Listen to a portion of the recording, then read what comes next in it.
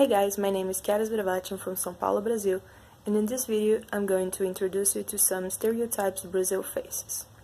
Brazil is known as the soccer country. Okay, but that's not the whole truth. Not every Brazilian knows how to play soccer. Some of us happen to be good and like soccer for growing in families they appreciate that, but some of us just don't really care at all, or didn't even play soccer once in our lives. Unfortunately, I've never met Neymar, or neither Pelé or any other soccer player, as some people ask when they met me.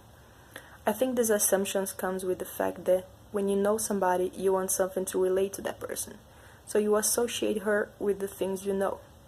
As Annette says in her article, stereotype is a complex way of categorization who mentally organize our experience and guide our behavior towards a certain group of people. Soccer origin is not even from Brazil. This sport actually took form in England, and it came from rugby. The Brazilian Football Confederation was only formed years later, and it came to Brazil a few decades ago. Another tradition that didn't start in Brazil are the carnivals. Carnival is a big holiday in Brazil, almost like Halloween in the US. But I talk for myself when I say that only about 3 years ago I started liking, enjoying the carnivals. Outside of the country, everybody has this image that carnival is all about half-naked women's drinks and 8+ relationships, and that must be really cool. In reality, it's much more than that.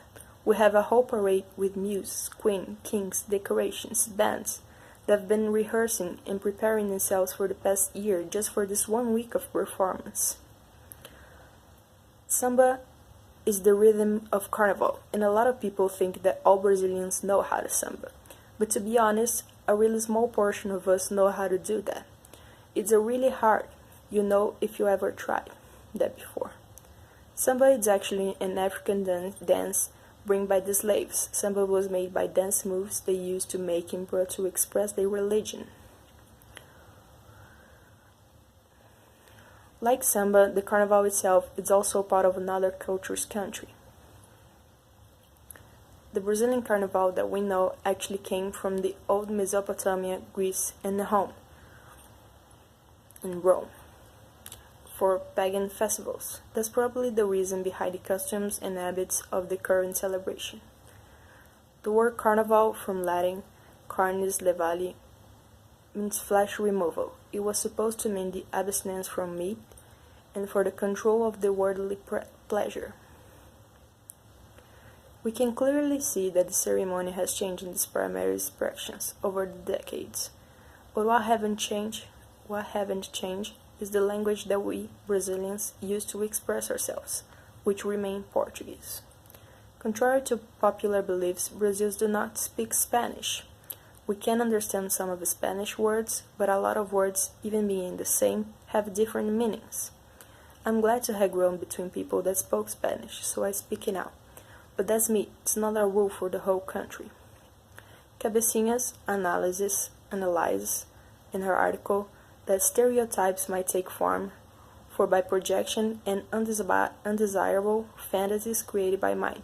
So when you see Brazil and don't take your time to see where we are located and where we came from, your brain automatically relates to Latin countries that do speak Spanish because of his localization.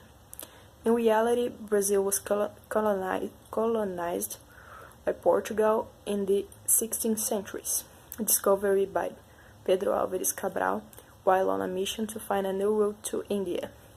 The Portuguese took over the land till the independence proclamation on September 7 of 1822. Those are only some of the stereotypes that came in mind, but be sure to not assume things when you're going to a new country or talking to someone from another country. Be open-minded and do your research. So remember, the countries we hear about are not just what we hear from them. Brazil does not speak Spanish, not everybody is a soccer prodigy. And Carnival is much more than just half-naked women. There's so much more of the word than just some stereotypes.